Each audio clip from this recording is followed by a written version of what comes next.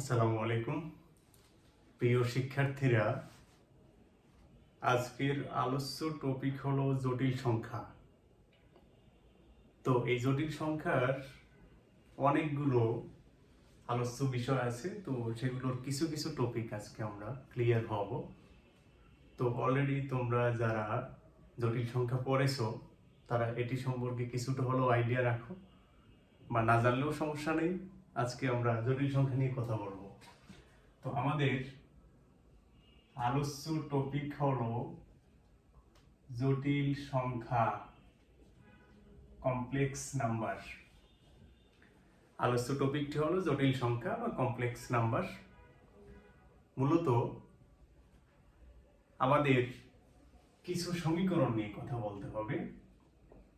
যেমন আমি শুরুতেই তোমাকে বললাম x² + 4 = 0। বললাম আমি তোমাকে x² + 8 = 0, কিংবা আমি তোমাকে বললাম x² + 1 = 0। তো এই তিনটি সমীকরণ থেকে আমরা আসলে যদি সলিউশন বের করার চেষ্টা করি, সমাধান, তাহলে এই তিনটি সমীকরণ থেকে বাস্তবে কোনো সমাধান পাওয়া যায় না, অর্থাৎ বাস্তব সংখ্যার সেটের কোনো এলিমেন্ট পাওয়া যায় না, যেটি হলো আমাদের এই সমীকরণ তিনটির সমাধান। তাহলে এই ধরনের সমীকরণের সমাধান কিভাবে বের করবে সেটি দেখো। আমাদের যদি আমরা সলিউশন বের করার চেষ্টা করি, তখন x² প্রথম সমীকরণ থেকে দেখো x² -4 লেখা যায়। তো আমরা যদি এখান থেকে একটি সলিউশন বের করার চেষ্টা করি, তাহলে লেখা যাবে হলো +-4√-4। এখন দেখো -4 না হয়ে যদি 4 হতো তাহলে সমাধান কিন্তু বের করা যায়। তাহলে ঝামেলাটা কোথায় হলো? ঝামেলাটি হলো √1। যেমন √-4 কে আমরা লিখতে পারি √1 × √4। তাহলে ঝামেলাটি বাজলো কোথায় দেখো? সেই ঝামেলাটি হলো √1। অর্থাৎ এই √1 কিন্তু আমাদের জন্য একটি সমস্যার কারণ হয়ে দাঁড়ালো, যেটির সলিউশন না থাকায় আমরা প্রথম দিকে সরাসরি বলতে পারতেছি না যে আসলে এটি সমান কি হবে। তখন বিজ্ঞানীরা এই √1 ভিত্তিক যে টার্ম, সেটি কিন্তু আমাদের মূলত সমীকরণ x² + 1 = 0 থেকে। তার মানে দেখো এখান থেকে আমি x² -1 লিখতে পারি, অর্থাৎ আমরা যদি x এর দিকে আসি তাহলে +-√1।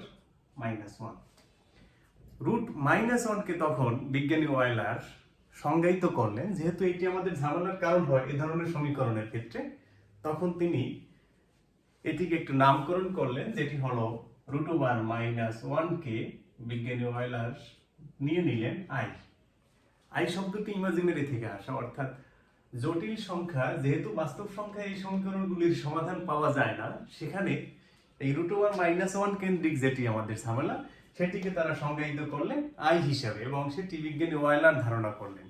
তাহলে √1 হলো i।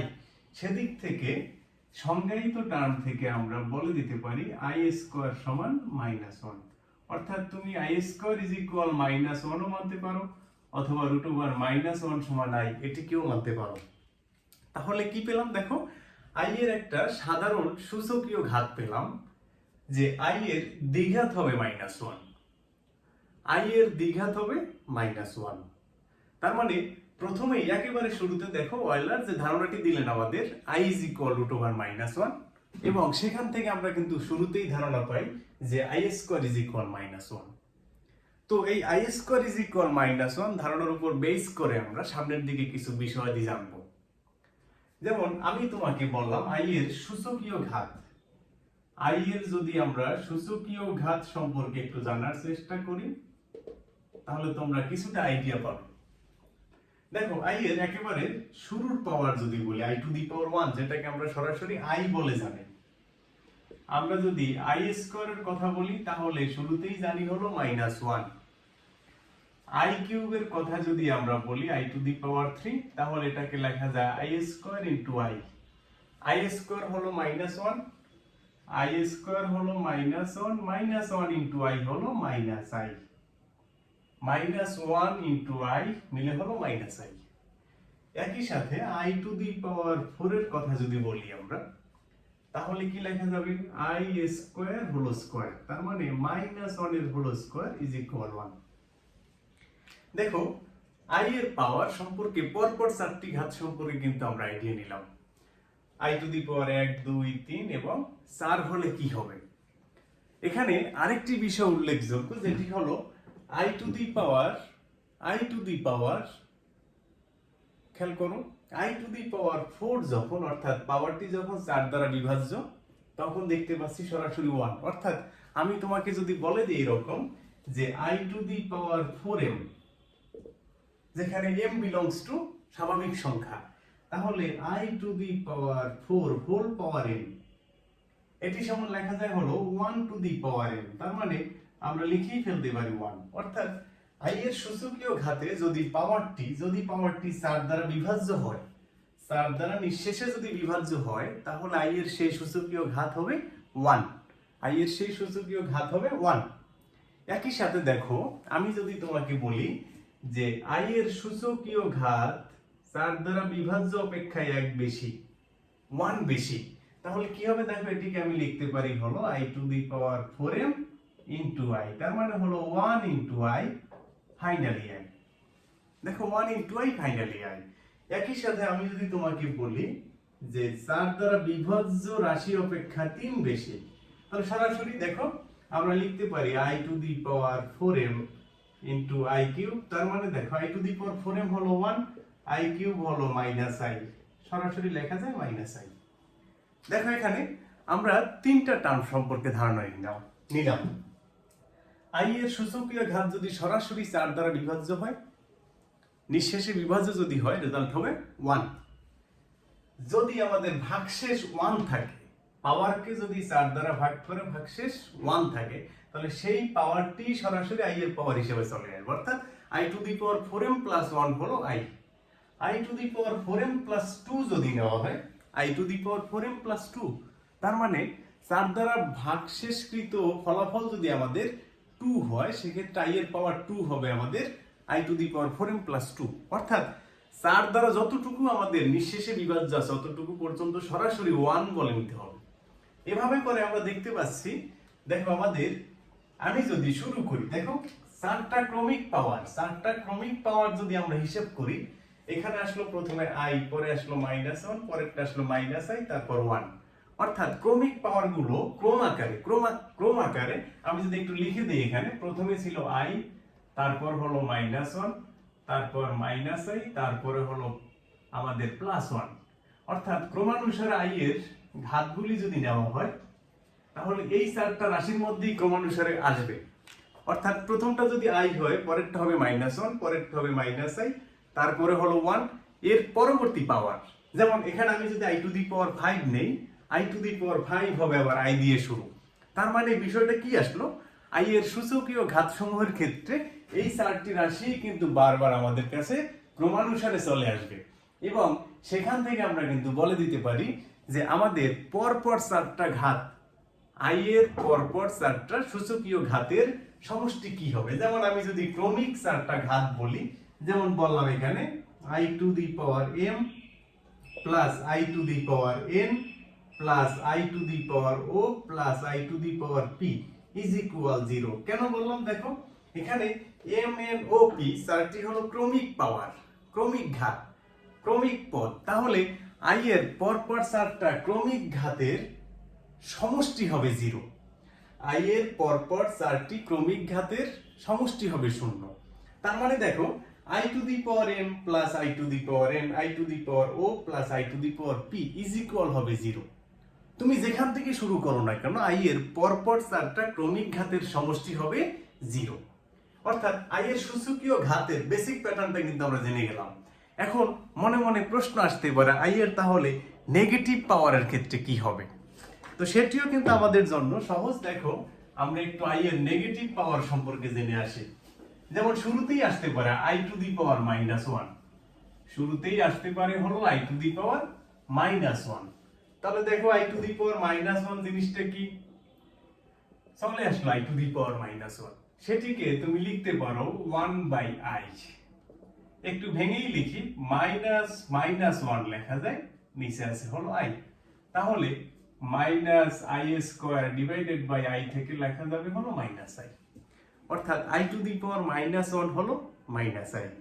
এরপর দেখো আই টু দি পাওয়ার তুমি যদি মাইনাস টু বলো ওয়ান বাই আই স্কোয়ার, তার মানে ওয়ান বাই মাইনাস ওয়ান, সেখান থেকে মাইনাস ওয়ান লেখা যায়। একই সাথে দেখো আই কিউব যদি বলি আমরা মাইনাস থ্রি পাওয়ারে, সেক্ষেত্রে দেখো ওয়ান বাই আই কিউব, তার মানে হলো one by minus i, i cube হলো মাইনাস আই। এখন এখানে যদি আমি একটু লিখি তাহলে মাইনাস আই স্কোয়ার লেখা যায়, তার মানে প্লাসের আই।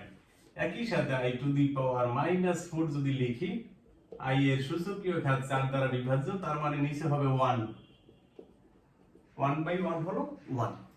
তার মানে কি দেখতে পেলে, দেখো আই এর 4টা নেগেটিভ পাওয়ারের ক্ষেত্রেও সার্বক্ষণিক আমরা দেখতে পাচ্ছি প্লাস মাইনাস আই অথবা প্লাস মাইনাস 1, অর্থাৎ আই এর নেগেটিভ ঘাত হোক অথবা পজিটিভ ঘাত হোক, সবসময় কিন্তু এই প্লাস মাইনাস আই কিংবা প্লাস মাইনাস 1 এর মধ্যেই চলে আসতেছে। আগে যেভাবে করে ক্রমিক চারটার পজিটিভ ঘাতের জন্য পেয়েছিলাম I minus one minus I plus one, কিন্তু এখানে ক্রমটা কিন্তু ডিফারেন্ট। দেখো আই দিয়ে শুরু হলে পরেরটা আসবে হলো ওয়ান, তারপরে আসবে হলো মাইনাস আই, তারপরে হলো মাইনাস ওয়ান। তবে এক্ষেত্রেও দেখা যাবে, যেমন আমি একটু লিখে দিই, নেগেটিভ চারটা ক্রমিক পাওয়ারের ক্ষেত্রে দেখা যাবে আমাদের যোগফল হবে জিরো, যোগফল হবে জিরো। তুমি দেখো এখানে চারটা রাশিকে যদি যোগ করা হয়, এরকম চারটা ক্রমিক নেগেটিভ পাওয়ারকে যদি যোগ করা হয়, রেজাল্ট হবে জিরো। তার মানে আমরা একটা খুব সহজ ধারণা পেয়ে গেলাম, চারটা ক্রমিক ঘাতের সমষ্টি হবে জিরো, এবং পজিটিভ পাওয়ারের ক্ষেত্রে যদি পাওয়ার 4 দ্বারা বিভাজ্য হয় তাহলে হবে রেজাল্ট 1। যদি 4 দ্বারা বিভাজ্য না হয়, অর্থাৎ ভাগশেষ যদি 1 হয় ঘাতকে ভাগ করার পরে, সেক্ষেত্রে আমরা বলবো রেজাল্ট হবে আই টু দি পাওয়ার 1, অর্থাৎ ভাগশেষ যত থাকবে আই এর পাওয়ার হবে তত। তো আমাদের এই আই এর সূচকীয় ঘাতের ধারণাকে ব্যবহার করে মূলত কিছু ধারার সমষ্টি নির্ণয় করতে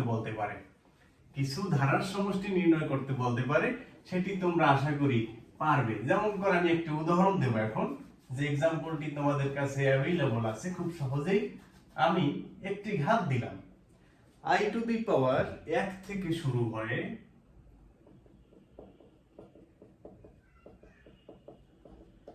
এরকম করে বললাম আই টু দি পাওয়ার 23 গিয়ে শেষ হবে, অর্থাৎ এই ধারাটির সমষ্টি কত, i plus i square plus i cube plus i to the power 4 plus dot dot i to the power 23 কি হবে?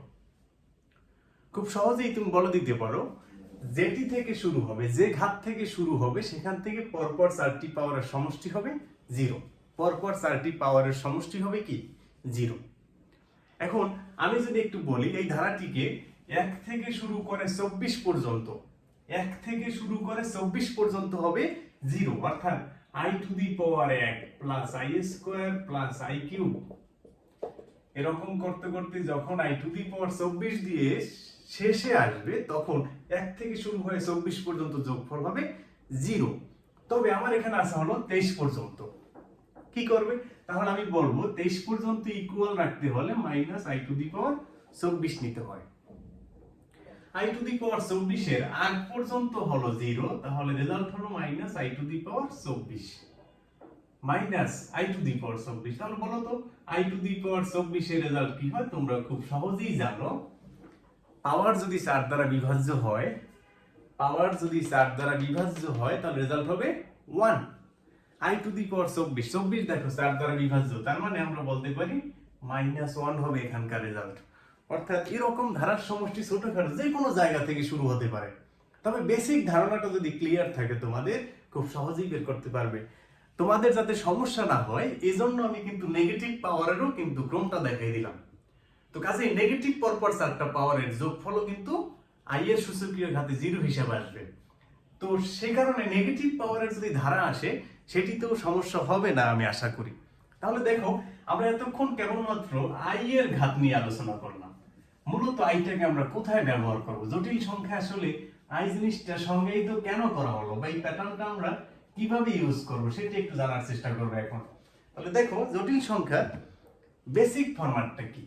জটিল সংখ্যাকে মূলত আমরা z দিয়ে প্রকাশ করি। এই z হলো x প্লাস iy সদৃশ লেখা হয়। z is equal x plus iy দিয়ে প্রকাশ করি আমরা। এই জটিল সংখ্যার দুইটা অংশ আছে দেখো, একটি হলো x আর একটি হলো y। তো এই x কে পরিচয় দেওয়া হয় এখানে, x যে জিনিসটা আছে এটাকে আমরা পরিচিত করি রিয়াল z, অর্থাৎ জটিল সংখ্যার বাস্তব অংশ রিয়াল z।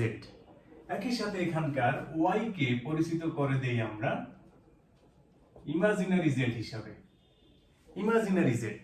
অর্থাৎ i এর সাথে রিলেটেড যে টার্মটি থাকবে, সাথে যেটি থাকবে সেটি হলো জটিল সংখ্যার কাল্পনিক অংশ বা ইমাজিনারি z। একই সাথে আমাদের i ব্যতীত যে অংশটি আছে জটিল সংখ্যা সেটি হবে আমাদের জন্য বাস্তব অংশ রিয়াল z। এখন রিয়াল z এবং কাল্পনিক z এই দুটোর আলাদা পরিচয় হলো এখান থেকে দুইজনই ইন্ডিভিজুয়াল আমরা বলে দিব বাস্তব সংখ্যার সদস্য।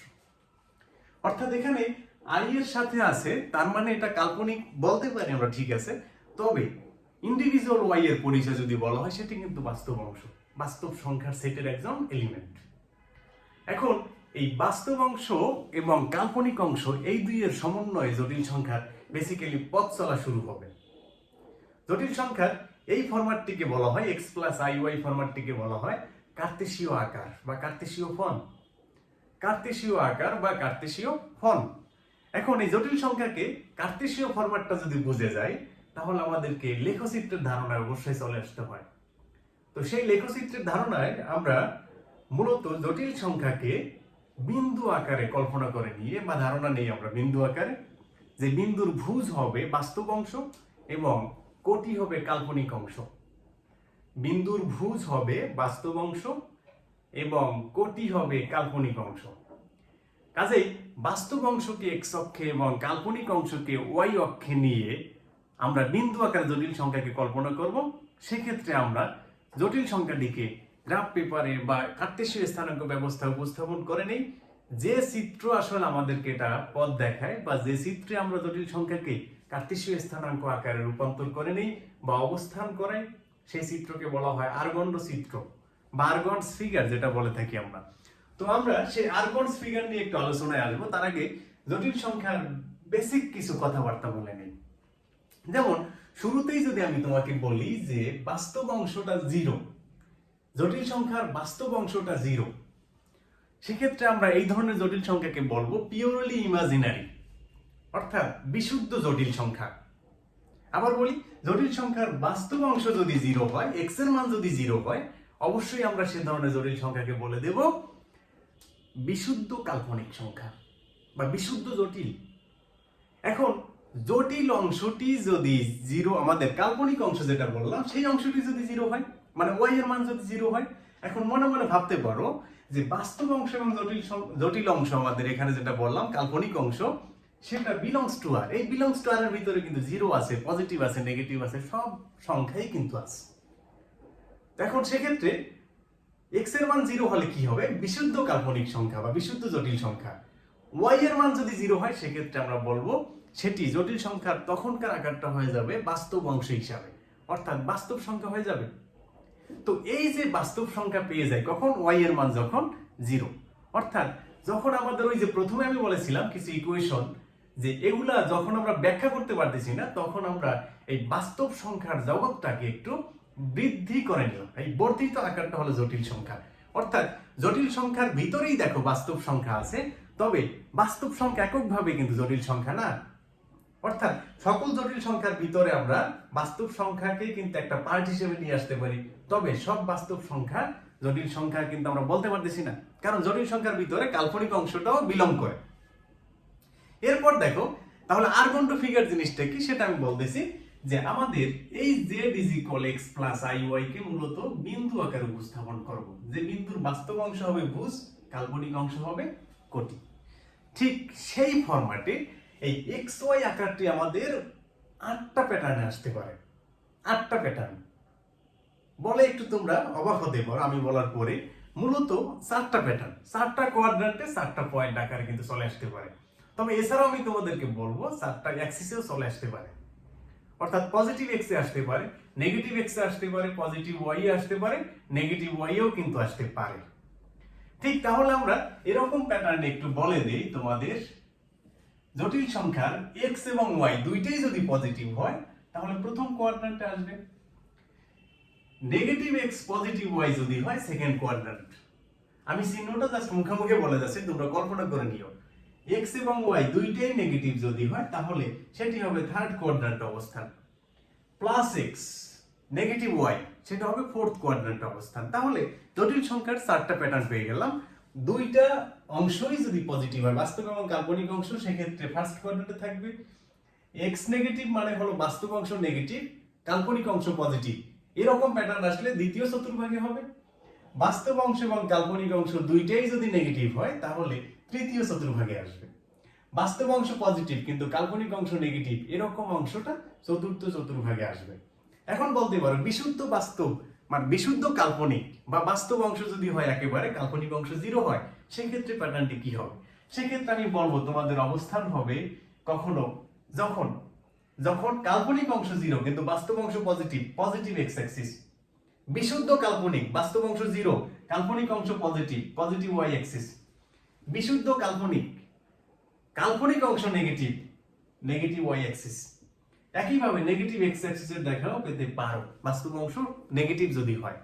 অর্থাৎ এরকম প্যাটার্ন আমি বলতেছিলাম যে 4টা কোয়াড্রান্টে 4টা, 4টা অক্ষের উপরে 4টা।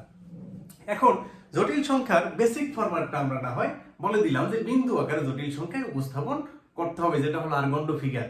এখন আরগন্ড চিত্রে আরো একটি প্যাটার্ন আছে। তোমরা কার্তেশীয় স্থানাঙ্ক ব্যবস্থা পাশাপাশি আরেকটি স্থানাঙ্ক ব্যবস্থা ক্লিয়ার হয়ে নিয়েছিলে, পোলার স্থানাঙ্ক। ঠিক কার্তেশীয় স্থানাঙ্কের পাশাপাশি আমরা জটিল সংখ্যার কার্তেশীয় আকারের পাশাপাশি পোলার আকারটি সম্পর্কে একটু ধারণা নেব।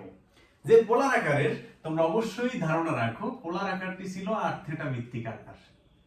পোলার আকার হলো r থিটা।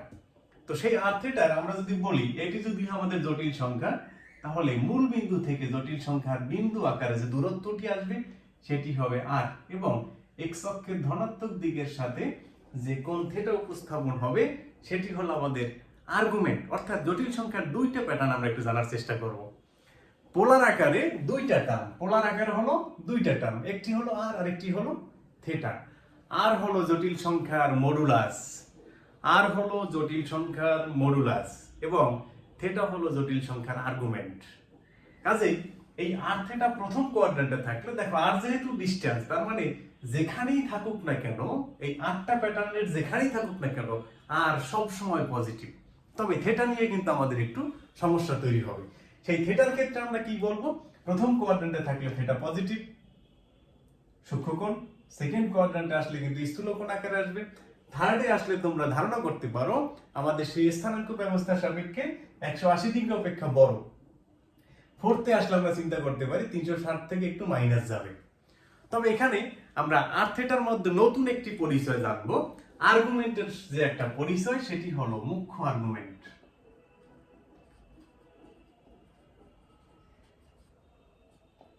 আর্গুমেন্ট বলতে মূলত আমরা মুখ্য আর্গুমেন্টকেই বুঝে থাকি। আর্গুমেন্ট বলতে আমরা মূলত মুখ্য আর্গুমেন্টকেই বুঝি।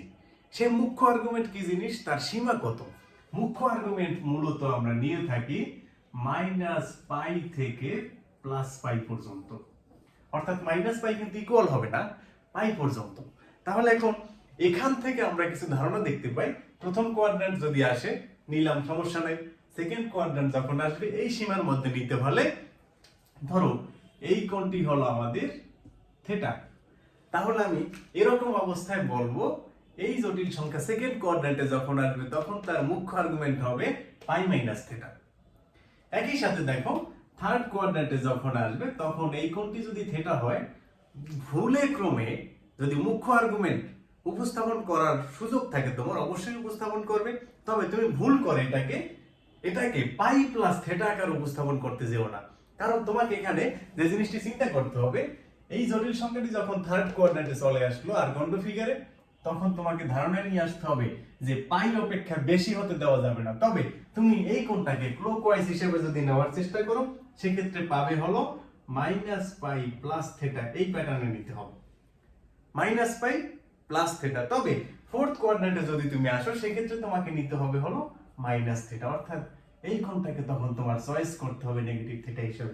তার মানে দেখো আমরা first quadrant, second quadrant, third quadrant, fourth quadrant কিংবা অক্ষের উপরের বিষয়টা কি বাস্তব অংশ অথবা কমপ্লিট কাল্পনিক, বিশুদ্ধ কাল্পনিক যদি হয়। দেখো বাস্তব অংশ হিসেবে প্রত্যেকটা বাস্তব সংখ্যার ক্ষেত্রে হয় তুমি 0 ডিগ্রি পাবা, না হয় 180 ডিগ্রি পাবা, অর্থাৎ 0 অথবা পাই, এটা হবে আর্গুমেন্ট। পজিটিভ বাস্তব যদি হয় 0, নেগেটিভ বাস্তব যদি হয় সেক্ষেত্রে হবে পাই।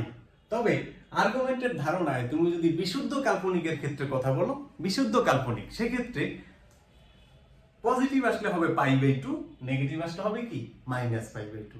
অর্থাৎ মডুলাস এবং আর্গুমেন্টের বেসিক প্যাটার্ন আমরা কিন্তু ক্লিয়ার হয়ে নিলাম সব সময়ের জন্য। আমি এতক্ষণ থেটার পরিচয় দিলাম, তাহলে আর এর পরিচয় কি? যেভাবেই হোক আর স্কয়ার সমান সব সময়ের জন্য x square plus y square. তার মানে আর যেহেতু দূরত্ব, মডুলাস সব সময় এই সূত্রের সাহায্যে নির্ধারিত হবে, অর্থাৎ মডুলাস হবে √x square plus y square.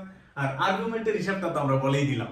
তো এই হলো আমাদের মডুলাস এবং আর্গুমেন্টের বেসিক ধারণা, বেসিক ধারণা। তবে এরপরও আরেকটু কথা আমাদের থেকে যায়। মূলত আমি বলতেছিলাম জটিল সংখ্যার কার্তেশীয় আকারটা আমরা জানলাম, তবে পোলার আকারটা কি? পোলার আকার অবশ্যই তোমরা ধারণা পেয়েছো যে r থিটা ভিত্তিক আকারটি হবে।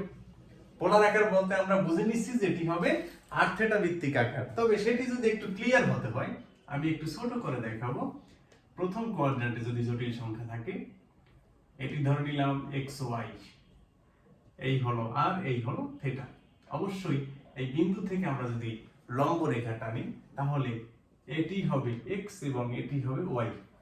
খুব সহজেই বলে দিতে পারি x হলো এখানে r cos থিটা, y হলো r sin থিটা। x হলো r cos থিটা, y হলো r sin থিটা। তাহলে জটিল সংখ্যার আমরা যে সাধারণ একটি প্যাটার্ন পেলাম x plus iy, x plus iy, তাহলে দেখো আমরা এখানে লিখতে পারি r cos theta plus i r sin theta, এভাবে করে লিখতে পারি।